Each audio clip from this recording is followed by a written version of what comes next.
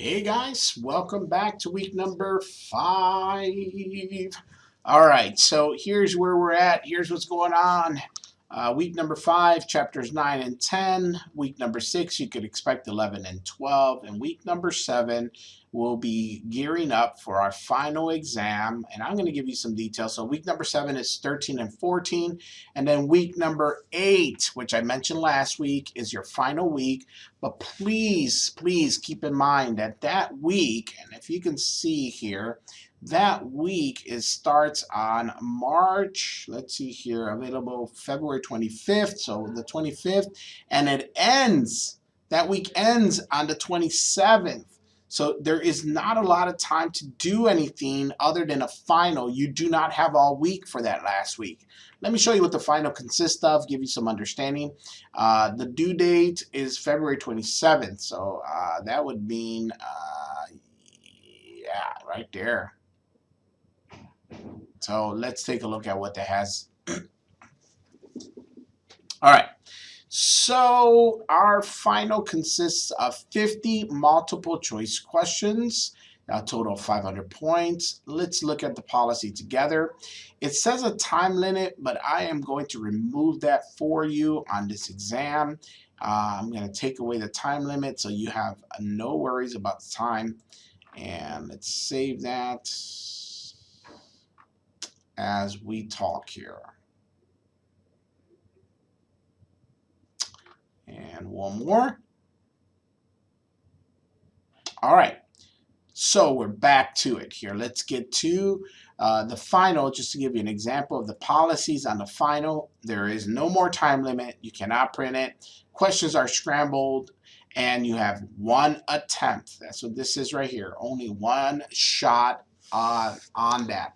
Now look at this. Please look at this. Please look at this. The final will open up on the 25th, but it'll close on February 27th. So please make sure that you understand that week 8 is a very short week.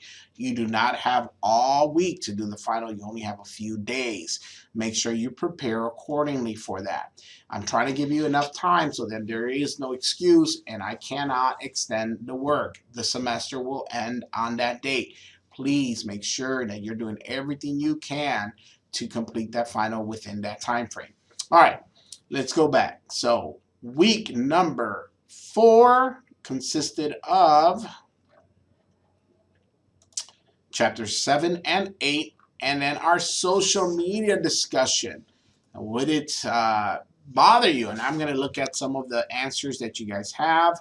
If you're watching this video and this class has done fairly well, you understand that I post this video up in your discussion, and then you go in there, you watch the video, and then you end up commenting, and I go in there and I read all these comments. So for the most part, you guys got a hang of it. So we just got a couple more weeks to do and you're over with this. So make sure that you are keeping a close eye on your grades. Make sure that you're getting credit for everything. If you don't, for some reason, have credit on something, let me know. This week, we're going to talk about diversity. Now, the first video is required. The second video is support. And it's a little longer, but this lady's based out of Chicago, something that I thought you guys could add. But let's talk a little bit about some of the benefits or some of the downfalls of diversity. Is it really needed? Is this something that we should focus on in business, or is this something that's kind of been made up in regards to our patterns in corporate culture? All right, so in respects to the rest of the semester, you guys really just have a couple more weeks, 3 more weeks, and you're done. So let's keep it going. Let's gear up to finish this off, and let's move forward. Now, why don't I take this time to just show you something that has happened here.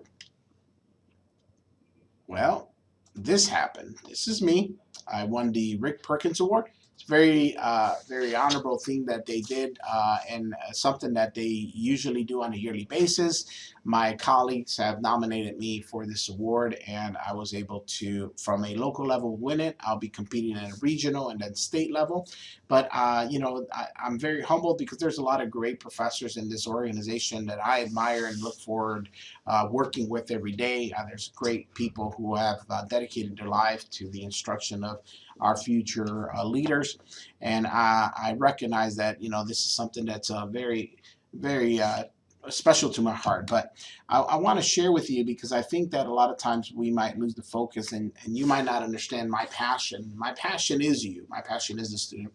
I know that some of you are watching this video and maybe are parents and working third, second, first shift, full-time jobs to provide, and trying to, you know, expand your tools or your abilities so you can become a little more successful and have a little more for your family. Well, I want you to know that I understand that. And if you're in my other class, you've already seen part of this. But for this class, I want to share with you a part of the speech that I gave for this award. And I think that you would appreciate a little more about me. So the speech goes something like this. That day, the kids ran to get in a circle as the kindergarten teacher had instructed. Hold each other's hands, she said. A little girl began screaming and pointing at the boy next to her. The teacher ran to her aid, asking what's wrong. The little girl turns and points at the boy as she's crying, and she says, he has no hand. That was the moment that I discovered that I was different. I was born with one hand. I was the son of two immigrant parents who did not speak the language. My mother has a completed an 8th grade education. My father has a 6th grade education. And of course, I'm no stranger to challenges. I understand that some of you might be going through difficult times trying to finish school and improve your family. I understand what that is. Not only was I born with one hand, but I also had unfortunate kidney failure. I'm currently on a treatment called dialysis, which I do every day, and I'm waiting for a phone call for a potential kidney that comes out. I've been doing that for 14 years. 14 years I've been waiting. So I want you to know that as I stand here as an instructor, I don't do it without understanding what you go through as a student, because I also went through what you might be going through.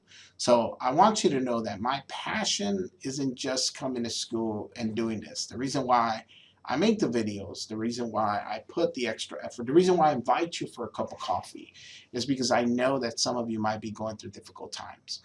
If you want to hear my whole story, feel free to find me on Facebook. There was a opportunity I had to be interviewed in the TBN network, and they have my full story there. It's about 50 minutes. It's not a class requirement. It's just something if you're interested. But other than that, I want you to know that I appreciate you. I think you guys are doing a hell of a job. I really appreciate the effort that you're putting into your discussions, and I wanted to share this victory with you because it's all about you. It's nothing to do with me. I'm here to serve you. I'm here to help you, and I hope that I'm doing that.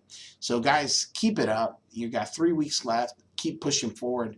I encourage you, don't give up, and I will talk to you soon. Have a wonderful week, and whenever you're around, come by and get a cup of coffee. See you guys.